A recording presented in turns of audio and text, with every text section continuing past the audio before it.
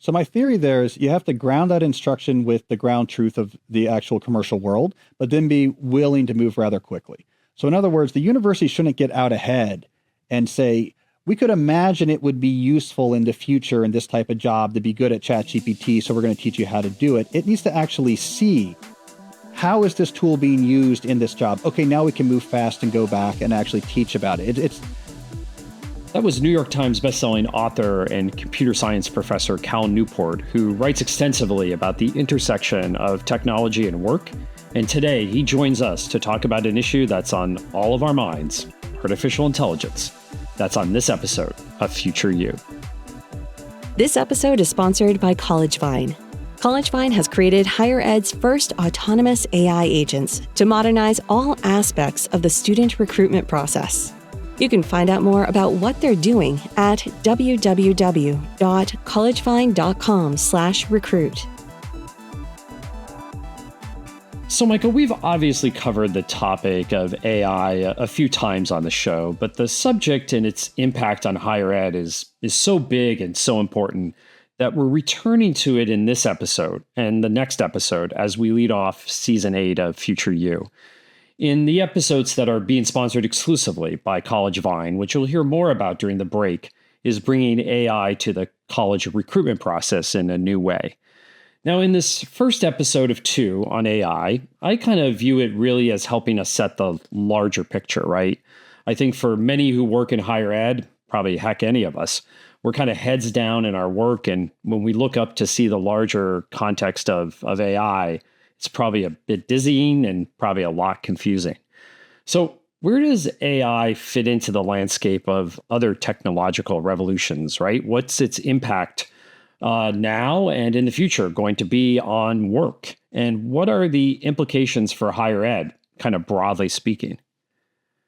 Yeah, Jeff, and to help us answer those questions and put all of this into broader perspective, we're thrilled to welcome Cal Newport to the show. As Jeff, you mentioned at the top, Cal is a computer scientist and a best-selling author. He's a professor at Georgetown University, writes often about the intersections of technology, work, and the quest to find depth in our distracted world. And he wrote, I will tell you, Jeff, one of the best early pieces in the New Yorker, helping people understand just how ChatGPT really worked with simple, one-off, scaled-down examples to help us all really imagine its actual capabilities.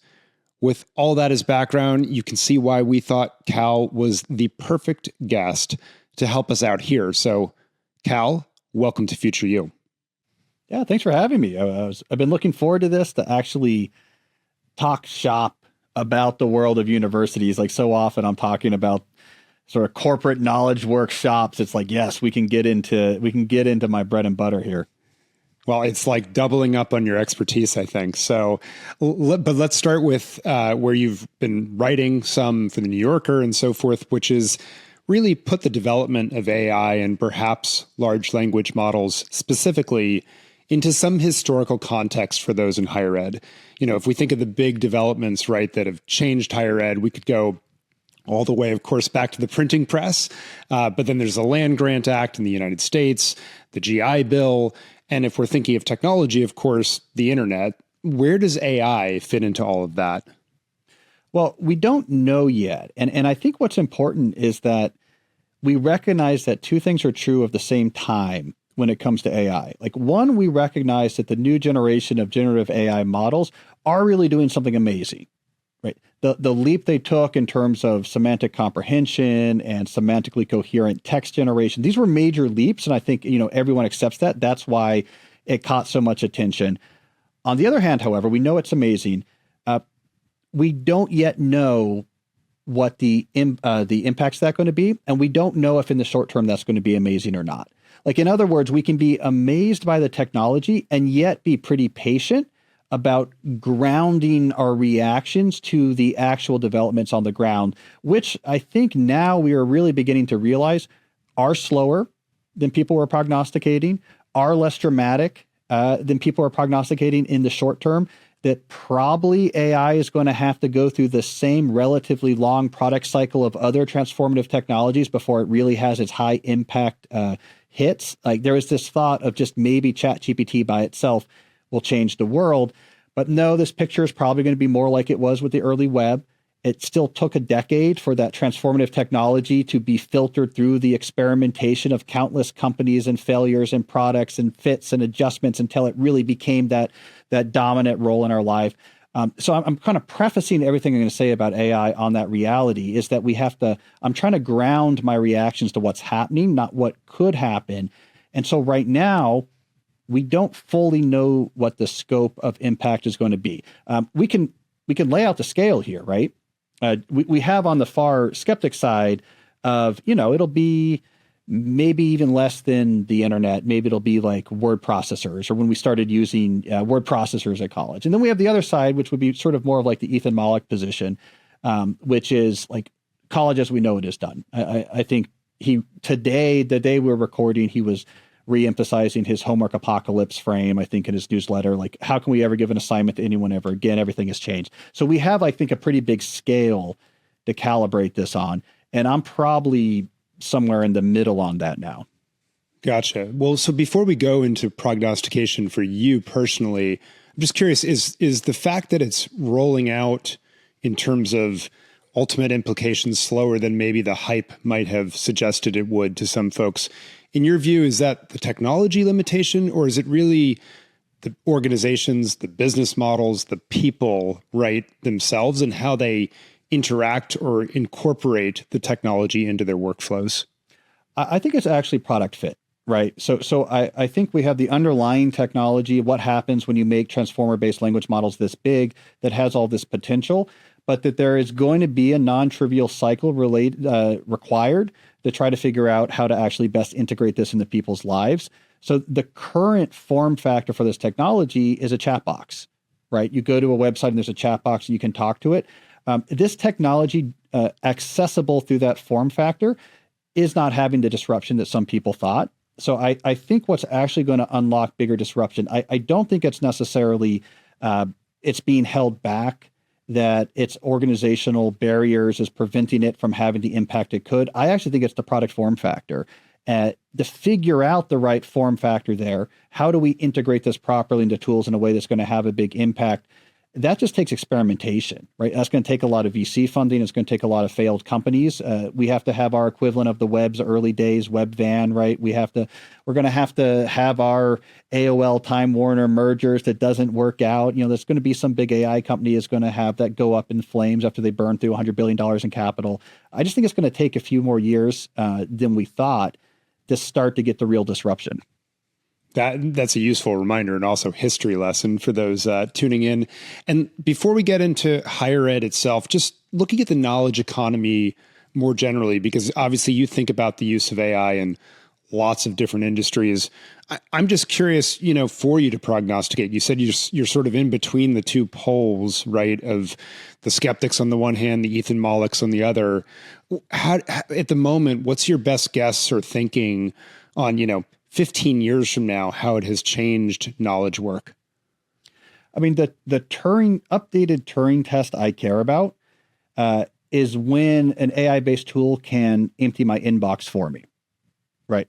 I think that's the functional Turing test that matters when we're thinking about transformation in the knowledge work sphere. In order to do that, there's a lot of things that AI is going to have to be able to do. I wrote a New Yorker piece about this last spring. A language model by itself can't do this. A language model can digest an email. It can, in some sense, capture semantically what's being said in that email. So it could re-summarize it. It could put it in different languages or words. It can pull out the main points. But to act on an email, this requires things like forward-looking planning, predicting the future. It requires you to have a functional model of other people and other people's minds that's more explicit than what's just implicitly captured in language models.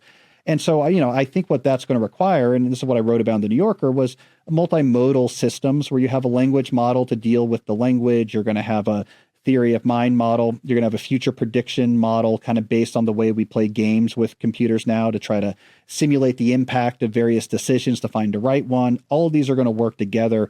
That I think is going to be pretty interesting. So if you have an AI that could answer an email, you now have a functional assistant that is digital. That I think is transformative because, of course, a big part of my writing about digital knowledge work is the degree to which we have added too many total things on the plate of knowledge workers and too much of a diversity of things on the plate of knowledge workers, and the human brain is suffering.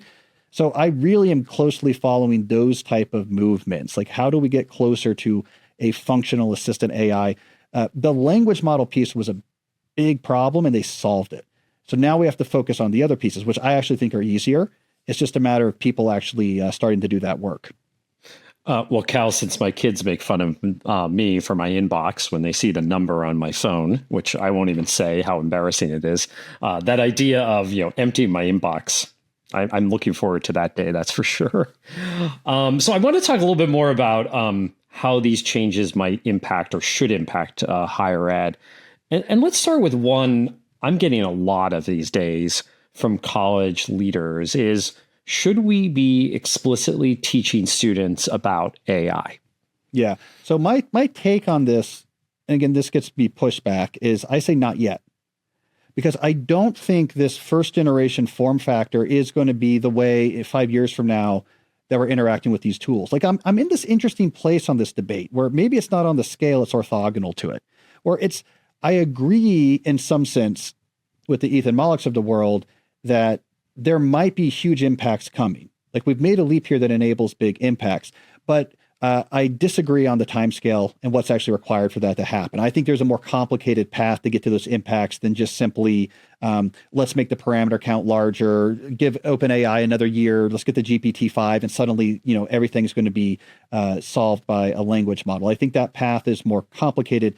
By the way, a lot of computer scientists feel the same way. It's why you tend to see less of the ChatGPT by itself is going to change the world. So if you're started teaching right now, and I have been thinking about this, I'm on Georgetown's university-wide task force for pedagogical implications of AI. I've been speaking about it. I'm working on a big piece on it right now.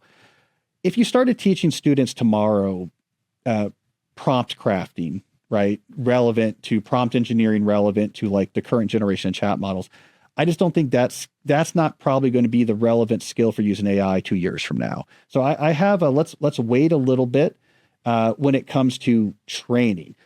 On the other side, though, we can't avoid the fact that like these tools are having intersections already with academia, that they are being deployed in certain instances in ways that like we can't ignore. So it's in this interesting situation where we have to react to it right now. We can't ignore it, but we're not quite ready yet to say, let's reorient around these tools and make sure that we're like teaching you well how to use them, because I don't think we know what using these tools well looks like. Like, for example, I think the chat interface is something that's going to be seen as like just an early transitional step to the way that we're ultimately going to use these things. So we're in this weird place. We cannot ignore it as universities, but we're not ready yet to say, great, let's codify and like teach a new generation how to use these things yet, because what these things are is changing too rapidly. Okay, so we're in this weird place, maybe not yet. But as you know, colleges, maybe not Georgetown, but a lot of colleges have become very transactional in nature, right? Students are voting with their feet around majors. They're majoring in things that they see particularly lead to jobs. A lot of colleges are talking about teaching students skills rather than broadly educating them. There's a lot more talk about skills than majors on a lot of college campuses these days. So are there specific skills that colleges should be teaching students so they can better leverage AI in their work, or when they're ready to? So how can we think about this? You've written about the fact that AI might not totally kill jobs like some have thought, but are there other implications on the careers colleges should be aware of, but perhaps aren't thinking about? Because again, maybe beyond the top 25, top 50, most selective colleges in this country, in the US, most colleges and a lot of students are looking at the college experience as very transactional. And so they want to make sure they're getting the skills that they need to get a job on the other side. So my theory there is you have to ground that instruction with the ground truth of the actual commercial world, but then be willing to move rather quickly. So in other words, the university shouldn't get out ahead and say, we could imagine it would be useful in the future in this type of job to be good at ChatGPT, so we're going to teach you how to do it. It needs to actually see Okay. How is this tool being used in this job? Okay, now we can move fast and go back and actually teach about it. It's a I'm way laughing because, as you know, colleges don't necessarily move fast, right? we don't, but like, okay, this is very relevant in computer science, right? I'm a computer scientist, right? So there's this sense of these models are good at producing code. So like, how do we teach this, or how should we be teaching this, or what's relevant? And really the right answer is, how are companies right now, like this month, using language models in their development, right? And that's what we should be teaching.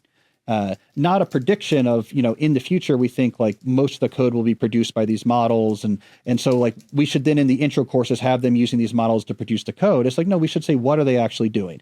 Are they heavily making use of Microsoft Copilot? How are they making use of Microsoft Copilot? We should teach them how to do exactly that. So, I'm a big believer in reacting to the grounded realities of AI right now, as opposed to potentials or predictions. I think this is actually like the biggest rift we're having in sort of small scale policy making, is whether we're reacting to grounded realities. Okay, this tool is now being used in this way here.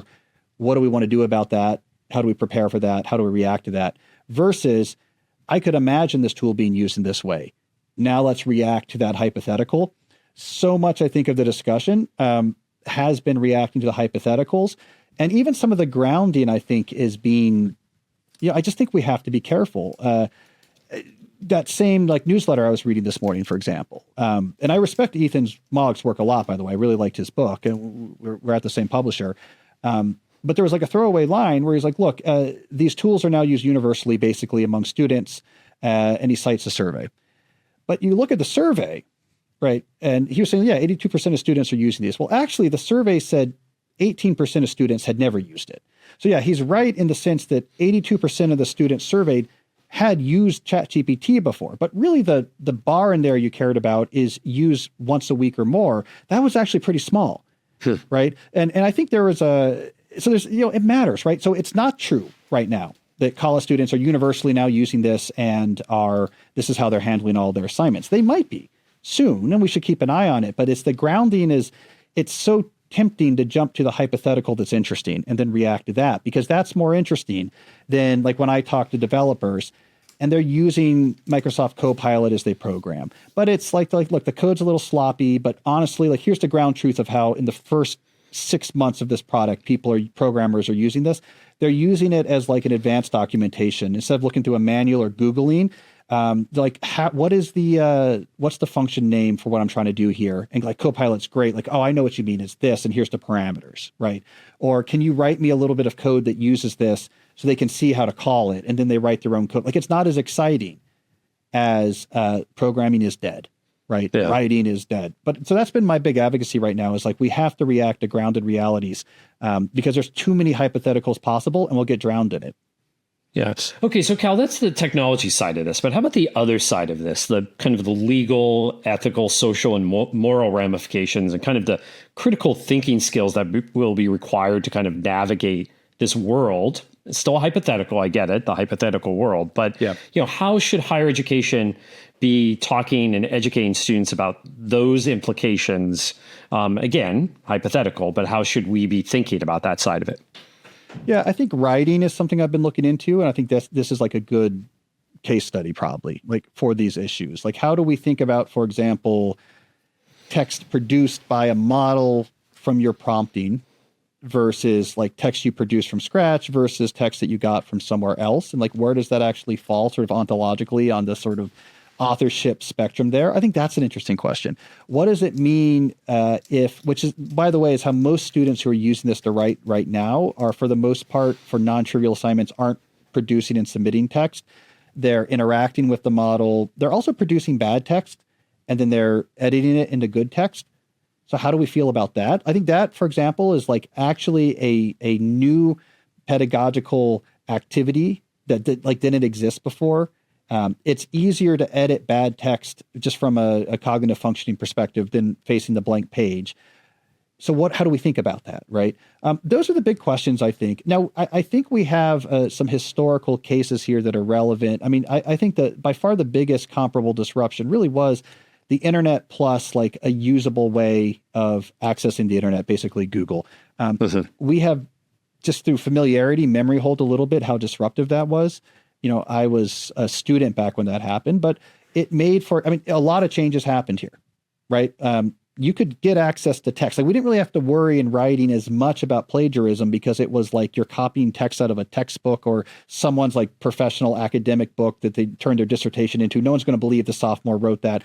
But now you could have access to lots and lots of text. It was a big crisis in computer science because you could Google code. It really became a whole thing where you would, professors got good at being like, you clearly copied and pasted this code in because of the way we never had to worry about that before. When I was studying computer science, and man, I wish this was still the case now that I'm a computer science professor, the exercises in the back of the book is how you practice. Professors would hone the problems in the back of the book over like a generation. These things had gone through years and years of polishing and adjustments, and they were fantastic problems. And then you get like 1 year into the Google universe and you can just find all the sample solutions. And like it was the end of being able to use problems from the back of the book, right? It changed the way we talked about plagiarism. It introduced the notion of plagiarism to computer science, which didn't exist before. It changed the way we had to create assignments. This seems comparable to me. Like, I mean, I think this is like Google arrival in the university take two, at least this early stage. But your point is that computer scientists are not worse off today for that, right? They're better off for it in some ways, right? Because of that advancement. And is that kind of the same thing you potentially see for writing, for example? Yeah, that'll be interesting to see. Like, okay, so let's use those two cases. Google made computer scientists better, right? That's for sure. Because actually what happened is it was a Stack Overflow effect. So Stack Overflow is an online bulletin board where people post questions about code and other people answer questions about code. The rhythm of being a computer programmer became you Google about whatever, how do I write this function? How do I do whatever? And it will find a Stack Overflow page where someone has given that code. That became how computer scientists learn new programming languages. That's how computer scientists like learned how to use new features or libraries. It really made things more efficient. On the writing side, Google introduced new problems as well because you could now plagiarize, etc. I don't think it made people better writers. I think it made research easier, for sure. But didn't make people better writers. And then the other secondary effects of the internet writ large, in particular the distractions, et cetera, the algorithmic content curation, probably made people worse writers. So it's interesting. You had these two parallel academic fields, let's say computer science and writing, academic activities, both heavily disrupted by the internet. One, we ended up like, actually, I'm more flexible and better because of this technology. The other, no one would say like people are faster writers or better writers or the quality of writing has improved. And so I think that's very telling because they started from a similar place and they're sort of similar fields. You're producing textual stuff from scratch. And one, I think, at least that's my assessment, had a much different long distance impact than the other. So let's maybe move then beyond just the classroom itself. And Cal, I'd love like first person reflection of what's going on at Georgetown University as a proxy. How is AI affecting other work streams at the university that you've observed? And are you surprised with, how it has or hasn't been applied on campus so far? I would say, as far as I know, it's not having a big out of classroom impact. I don't think as an organization, we're using it heavily outside the classroom. Inside the classroom, something Georgetown is doing, which I think is smart, and this is what this task force I was on did, was they said, we're going to make a bunch of money available. If you're a professor and you want to mess around with this, like you want to try an experiment with, like, I want to use AI in some interesting way in my classroom, we'll give you money to do that. Like you need to hire someone to build a model. You want some summer salary so you can work out something new. So it's definitely let's get ideas. Like this is a time to get ideas. I haven't seen a big out of classroom impact. In classroom impact, it's there, right? I mean, it depends on what you're teaching. I mean, I teach, for example, discrete mathematics for computer science majors. So it's sort of like an introductory discrete mathematics course. That's pretty AI solvable. Like it is changing the way I'm thinking about it. I don't have evidence that like most of my students are doing this on AI. These are Georgetown students. They want to learn it and they follow rules or whatever. But it's certainly, for example, I have to think a lot about that. I was for a while post-pandemic, like, hey, this is great. Why do we all have to gather to do exams? Like the way we did it during the pandemic is really good because you can you can do them from the library at home, and we'll all log into Zoom together to hear questions. But now, like, it's much easier to deal with accommodations. And if it's at the end of the semester and you're traveling, and I realized, like, oh, I can't post ChatGPT. It's like, no, we got to be in the same room, because you could I just put all my exam questions in the ChatGPT, and I said, uh-oh, it did a little bit too well. So I think there's classroom impacts. Not that I know of, at least, not a ton of back office impacts yet. Well, okay, so not yet, but we know, for example, that I know you probably as a faculty member, there's all these things you have to fill out and grant work, and there's just a lot of work as a faculty member that kind of takes away from classroom and research, I would imagine. There's a lot of administrative work happening on campus outside of the faculty, of course. Most colleges and universities are having trouble hiring people right now to do a lot of that work. I'm not expecting you to know everything about how a university operates, but could you imagine that there's stuff that we could leverage AI for that's potentially being overlooked right now? Or again, is that something we just don't quite know yet? I think it's 2 years out. Okay. I see what I'm waiting for. I don't think the chat interface, web-based chat interface, is the right form factor. But what I'm waiting for and what's being worked on is probably going to be voice interface. Right, we talk at a much faster rate than we can type. Right, that's a much more richer information stream, and critical. And this is like the point I've been arguing, which I don't think has been being picked up enough. Like, where I think language models are really going to be powerful is when they are then interacting with other types of systems as well. Right, so like what a language model can do is take what you said, and it can then translate that into a very specific language that like another program could understand.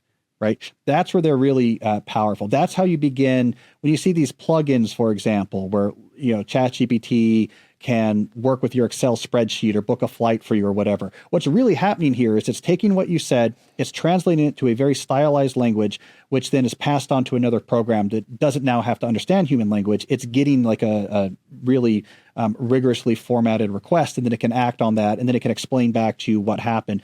I think voice interface, multi-application, where, I can be saying the way I imagine it, like my use cases in my mind, where I can say, like, okay, we're working on a syllabus here, create a new Canvas page. I want it to be similar to that page over there. Okay, go copy over the page from the last time I offered this course. All right, I want you to adjust everywhere it says, when I'm just voice interfacing, and this is going across multiple applications, that's when I think we're going to begin to see like the first big productivity booms. It's exactly what they're working on, but I think it's like a year out for good prototypes, 2 years out till it's ubiquitous. Like we're 2 years out from a form factor, which, by the way, this is partially why I say there's not a lot to teach people about this right now. Right, the technologies that have been most disruptive in the past 30 years have required on average like 17 seconds to learn. Right, email. I wrote a whole book about email. Email was incredibly disruptive. It changed the entire rhythm of how work unfolded in a way that actually had a lot of negative externalities. It spread like wildfire because it was incredibly intuitive. I put the address I want to talk to where it says to, and then I write what I want to say, and I hit send, right? I didn't have to learn about it. Google is the same thing, right? This is so intuitive. I don't need to be trained how to use Google, and it really had a big impact. That's probably where I think the high impact tools are going to be with AI is you're not going to need a intro computer science class to use it. The reason why they're going to be so impactful is that it's like using Google or email. It takes you 9 seconds and you get it. It's a great analogy. So as we get out of here, Cal, what haven't we talked about? What's the question we should have asked you that we didn't ask you so far? So I'm curious in the back of my mind. It's not relevant now. Most people really aren't thinking about it except for sort of P-doomers in Silicon Valley. I'm still fascinated by the development of AI that we're worried about, right? Instead of trying to find consciousness, I want to just use the subjective feeling of like, this thing makes me uncomfortable. Like maybe I'm like a little bit nervous about turning it off. Somehow that's hitting some sort of note. That's still kind of lingering out there. No one's really working on that. It's not like an interesting technological use case. It's not, and I wrote a couple of years ago, I wrote an article about this. It's not something that a language model getting big enough will create. That's not the architecture creating something like this. But I've just been fascinated by it. And so I've been wanting to write about this. Like, what would it what would it take? Like if you wanted to build an AI that really felt alive, like what would you do? Like what are the pieces we're missing? Like what would that research program look like? I have not actually found someone who's thinking about that, which I think is a good sign. But it's an interesting issue because I also have this sense that it might be more about bringing the right parts together than it is some sort of major technological breakthrough or size or magnitude. Like we need 10 times the computational power. I have this suspicion that the right collection of models connected in the right way could create something we're uncomfortable with sooner than we believe. I think it's good we're not talking about that now because it's not the relevant issue. But it's still an interesting issue out there. I'm happy that I'm having a hard time writing about it because the opposite, I think, would be a problem if I could find lots of people working on this and making a lot of progress. But it's a really interesting point, and it's something I'm thinking about in the back of my head.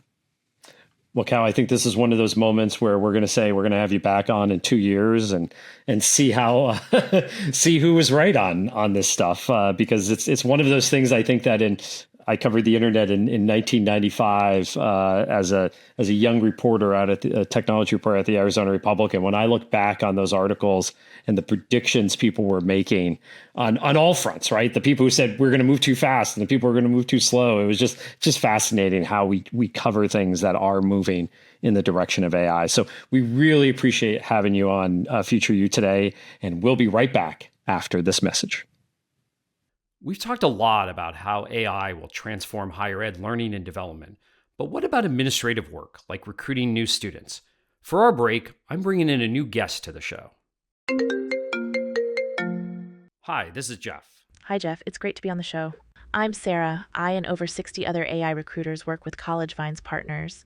We pair one-to-one with prospective students to finally personalize outreach at scale. Well, Sarah, that's fascinating, but I think if I were a student talking to you, I might be pretty difficult. So how would you respond to what the ROI on a communications degree might be? That's a great question, Jeff. The ROI on a communications degree can vary based on several factors, like the industry you enter, location, and how you leverage networking opportunities. At Ithaca College, where you studied, the strong alumni network and practical experience provided through internships can significantly enhance a graduate's career prospects. This hands-on approach helps in maximizing the return on investment for their degree. Wow, that's pretty impressive. So where can people go to learn more about you and other AI recruiters? You can go to www.collegevine.com/recruit. That's Vine with a V for Victor. Thanks, Jeff. Thanks, Sarah. You're welcome, Jeff. Take care.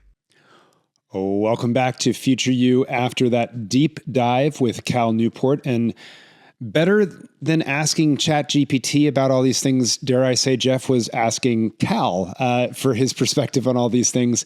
I really appreciated what I would call Cal's essentially a third way through all these questions. You know, he helps us understand both sides of sometimes what is a polarized conversation about the current and future impact of AI. And then, Jeff, in my view, he really helps give what feels to me like a dose of reality that sits somewhere in between or sometimes orthogonal to those extremes of the conversation, if you will. But at the same time, I felt like his admonition that we've all developed a bit of he called it a memory hole of what the early internet was actually like is a really important point for us to keep in mind. And to help us sort of like refresh our collective memories, I thought I might ask you to wind back the clock to your days as a cub reporter, if you will, fresh out of college in the mid-90s at the Arizona Republic. Would you mind going there, Jeff, for our viewers and listeners? Yeah. So as Cal was talking, it just brought me back to that moment, right? So it was the summer after I graduated in 1995. I showed up at the Arizona Republic for a 10-week fellowship. I was assigned to the business desk, and the first day I show up and the business editor takes one look at me and says, well, you're young. You must know something about technology. Our tech reporter is on the leave for the summers, right? So you're now our tech reporter. Now, I must admit, Michael, I was a little disappointed because I wanted to be on the city desk or covering politics. But if you were to read the history of 1995 and its role in technology, I think it might be one of the most pivotal years because it really is the summer that was after the birth of the commercial internet and when it really started to become popular. And I remember being in Phoenix that summer and recall driving around the Phoenix area, and everywhere you went, you saw billboards. you would see the letters www on the bottom of anyone advertising a business. And so I remember, one of the first pieces I wrote that summer was an entire piece on what the letters www mean. Now, and just to prove this to our viewers who are watching us on YouTube, right? Like, seriously, like, could you imagine a headline now that says, "Clients swarm World Web. Millions sign up for addresses on homepage concept." Right? It's like, it is like really looking through the history books. I'm not going to read the lead, but when we put up this podcast, we'll definitely be able to link to that piece. But just kind of a fascinating time. I wrote pieces on internet cafes that summer. Those are places where you could, you go get coffee and actually get on the internet, not like today where you would bring your own laptop or phone. Southwest Airlines, which was the first airline on the internet. Now, you could look up flights, but you still had to call the 1-800 number to actually book the flight. I wrote about chat rooms on AOL, which were kind of the precursor to today's, Reddit. And also in that summer of 95 was Windows 95, right? And the hype around its new interface that really set up the modern desktop and eventually, of course, set up Microsoft's own web browser. Because remember, Apple at this time was in the midst of its, real dark days at that time. But as I listened to Cal talk about the transition from the internet to eventually Google as a useful tool to actually use the internet, I thought back to those early days because the quotes from my stories back then, they're just kind of crazy now as I go back and read them.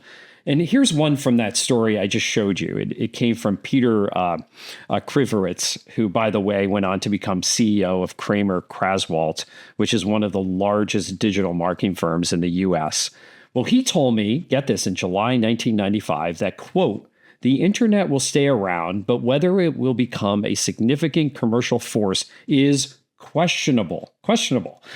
I don't picture the web replacing television or newspaper advertising in the next decade." Now, he might not have been off. I guess he was right about the time decade. frame. Yeah. Maybe 2005. Right? He did say the next decade, to give him a little slack there. But it really just goes to show you, I think, that none of us are great in the prediction game this early in a technology shift. But it also shows you that it just takes time to find that product market fit, as Cal said, right? So let's go back to the internet again, right? I think of my own journey through college. Freshman year, my work study job was as a computer consultant. So basically a glorified help desk in a writing computer lab on campus, those massive rooms of desktop computers. So that's like 91, 92. And then sophomore year, 92, 93, I get my first email address. So that's the product, right? Email. And then junior year, AOL really takes off. And I start reading the news on my first laptop. And then in 1994, Mark Andreessen starts, Netscape and releases Netscape Navigator. And then we finally have this commercial web that takes off that I write about in 1995. So, that period between, say, 1993 and 1995, it wasn't a trivial period. It was a real critical cycle in trying to figure this thing out called the internet and actually how to use it. And it seems like the same thing is happening now, as Cal said, how to actually best integrate this thing called AI into people's lives. Now, will that cycle be 2 or 3 years like it was in the 1990s for the internet? I kind of doubt it because the clock speed of tech development is just so much faster now. And as we know, there's so much massive money in the market behind this technology, but there will be a cycle that we're in now. We're in that cycle. Yeah, I think that's right, Jeff. I mean, just as you know, I was in London over the summer for 10 days on vacation, and I was walking around trying to figure out where the old internet cafes were, where I used to get online, because we didn't have it in the dorms when I was studying abroad at the time. And I think this was the year 2000. So to your, 93, 95 consequential time, we still didn't have Google at the end of that. And we still weren't wired everywhere by 2000, right? Like, this was still a process. And I think this memory hole point is just so important, because we can easily forget these transitions. I was listening to a book recently, actually, about how disruptive innovations are just different now from the way they used to be. They're just amazing from the get-go, is the author's argument. And it's not actually true. When I reflect upon it, like it's still the case that most true disruptive innovations, they start as pretty primitive, Jeff, and then they improve, of course, from there. But they're kind of seeking their use case. They don't come out of the bat, fully baked in many cases. The internet and the businesses it spawned, clearly no different. Uber, frankly, no different. Like you can go down the list. They all take some time. Online learning in higher education, certainly no different, right? We're still not there, I would argue. And ChatGPT is no different as well, I think. Yeah, right. So, Michael, I recently talked with the faculty and staff at Seneca Polytechnic in Toronto to kick off the academic year. And during the Q&A, a faculty member in the fine arts asked me if writing, and particularly finding your voice, is a basic skill or one in that in this new learning economy with the advances of AI will essentially go away. And so I wanted to just share this clip from my answer to that faculty member. I actually think that writing in your authentic voice is the kind of the superpower of this new economy rather than just writing itself. I mean, I will admit I use AI in my own writing, in my own editing, right? Like if I'm stuck on something, I'll put in a bunch of prompts to try to say, how should I finish this paragraph? How should I finish this sentence? And then, by the way, it prompts me to think about something that I could put in my own voice, right? It actually helps accelerate my own writing and my own learning process. That is a higher level of thinking that we need to instill in our students. This is where I think AI can help us kind of with that foundational and that basic skill. And then we as, professors and faculty members and teaching writing can help people advance their skills beyond that so that they can learn how to write in their own voice. So the bottom line is that ChatGPT for writing, at least, is no different than a human on the other side helping you to brainstorm, but it's not the true writer yet. Michael, I got feedback on some of my chapters of my book from my editor the other day. And I must say, Michael, I was doing the happy dance because he was pleased with what he read so far. You know how nerve-wracking that is when you send off a few chapters and you're waiting for that feedback. And I texted my wife to tell her this great news. And she said, okay, well, now you could either stop and have a very short book because I only shared a few chapters. Or she said, ChatGPT, could write the rest. And I laughed because that's the function piece of ChatGPT that we can't do yet, right? It can't literally write the rest of the book, at least not yet. At least not yet. I might say, Jeff, at least hopefully never, but maybe I'm betraying my own sense of insecurity there. And also congrats on the progress and affirmation. That's important. Yeah. But I think it also gets us to another set of points, Jeff, which is that, Cal made these, and I want to highlight and get your take on. You mentioned or alluded to it a little bit before in your answer around the Arizona Republic experience, but I think when he was talking, we both glommed on to his point around the updated Turing test. And for those who don't know, the original Turing test, it was proposed in 1950 by Alan Turing. And he basically said, look, if we have a computer on, one side of a cloak and you're on the other side, and you don't know if it's a person or a computer, and you're having this conversation, the question is, are you unable to distinguish whether it is in fact a computer or a person? And if so, if the computer is able to convince you that it in fact is a person, it has passed the Turing test. Yep. And so the question around AI has often been just that. Can you win the Turing test in essence? And Cal, I thought, made an interesting point, which he said the updated Turing test shouldn't just be like, can you fake a human being, but can you empty my inbox for me? And I know you're dying for that support, but the answer, right, is clearly no for most people at the moment, unless your inbox is just spam, I suppose. We don't have that true functional assistant yet, despite all the predictions, the hype, the talk around Copilot at your wing and all the rest. But for me, Jeff, I guess my thinking has been that for AI to be truly transformational, it's really going to require new business models wrapped around it. And the analogy that's been in my head has been when electricity transformed factories and manufacturing, it really only made that transformation once new factory models emerged that realized you didn't have to have the factory centered around the steam power. Like not everyone had to be moving at the exact same rate as governed by the steam power that was centrally located. You could now decentralize power, in effect, to each individual workstation through electricity. And so it was really the change in model, right? Like literally redesign or building from scratch in most cases, that made electricity so valuable in the manufacturing sector. And as a result of that, it actually took a long time for electricity to remake the manufacturing sector. And I guess that had been my sense here as well. And it still may be, but I think what Cal is also saying is, hey, the form factor itself is a major limitation right now. It's still primitive. We're not in the future going to be focusing on how to do language prompting in exactly the right way, asking it to pretend that it's Steve Jobs to give an innovative idea or something like that. It's going to get more natural. It's going to perhaps be able to understand intent behind words and tone and things of that nature.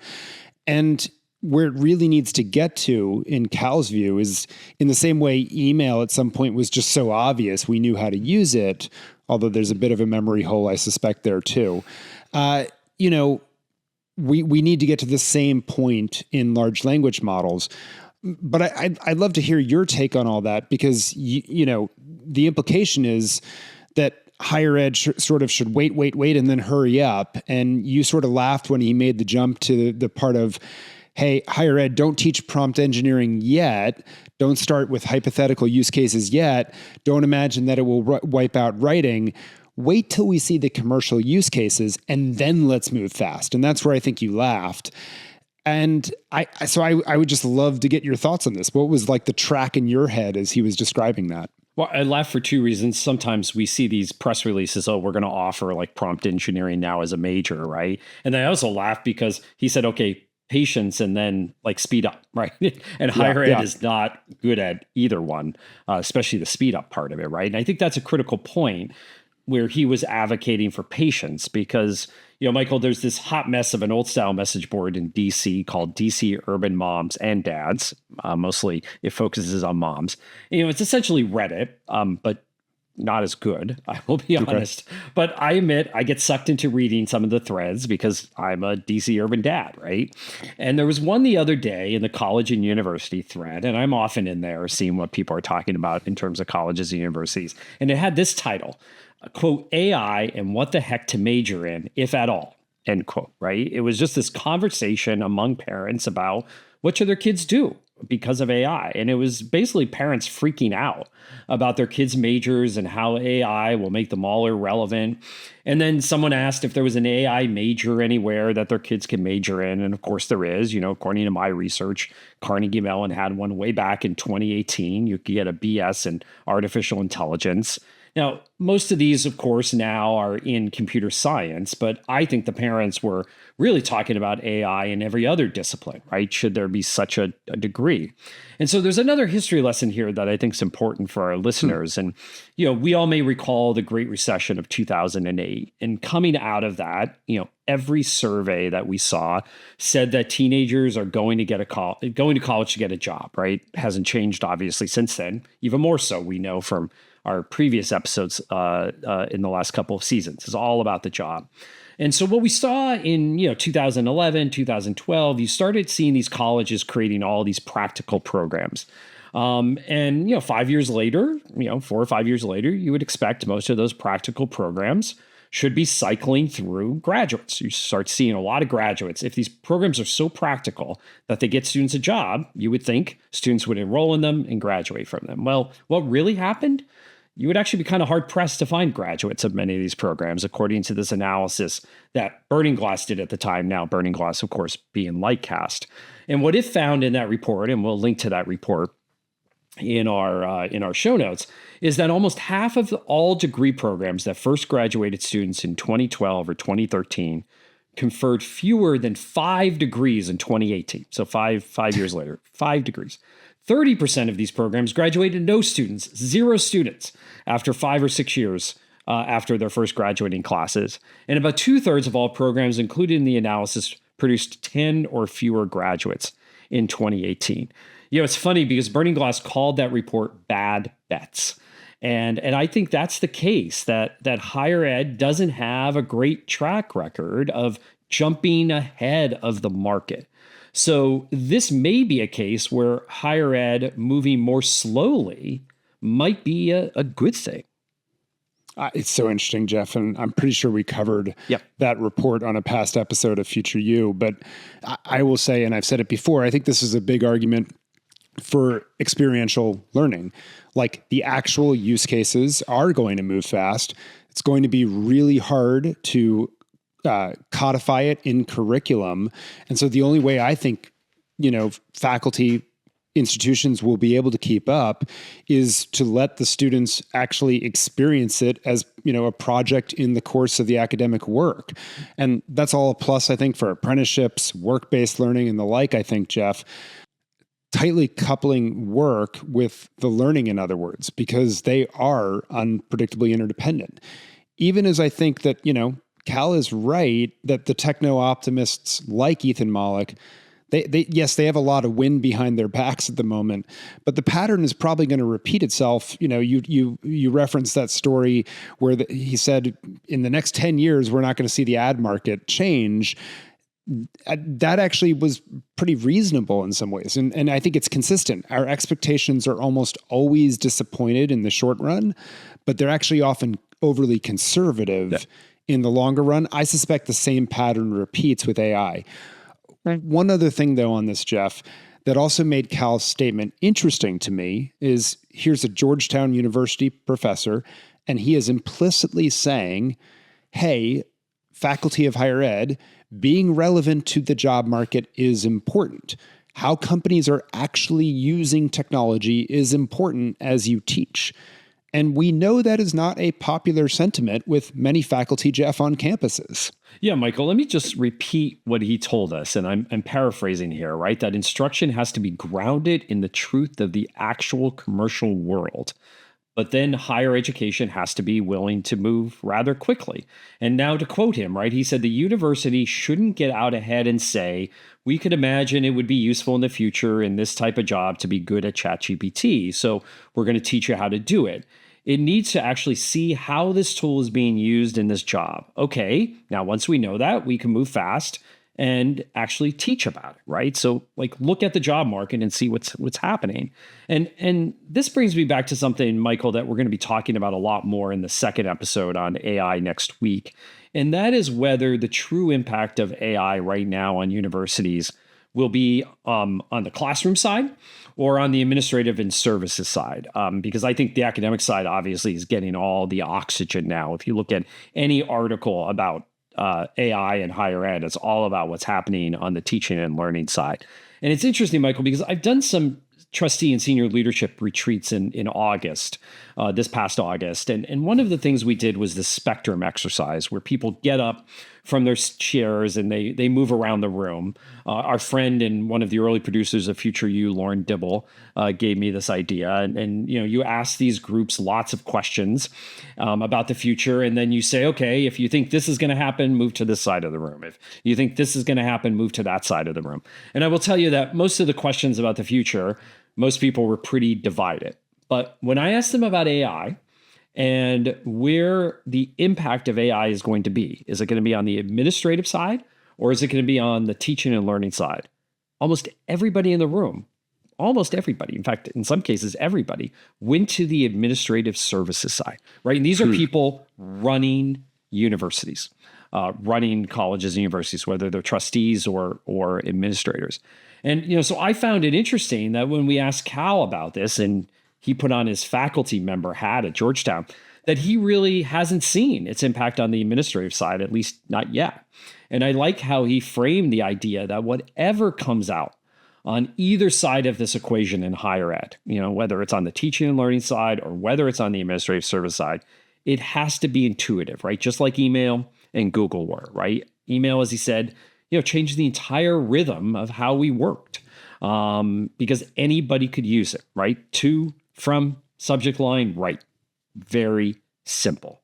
And so, next week, Michael, we're going to dig a lot deeper into that and how AI is changing higher ed, with a focus on not only the classroom and research, but also marketing, enrollment, and student success. So we're going to dive a little bit deeper on that administrative and services side. So until then, be sure to follow us at Future You Podcast on X and LinkedIn, and on the web at futureyoupodcast.com, where you can sign up for our newsletters. Also follow us now on the YouTube channel, because you could actually see us now, not only hear us. I'm not sure if that's a perk, Jeff. I'm not sure either, but my wife, once again, I'm quoting her twice on this podcast. She's not quite sure why people watch podcasts, but I don't want to cast aspersions on anyone who watches podcasts, because sometimes I do too. So you can watch us on YouTube at Future You Podcast.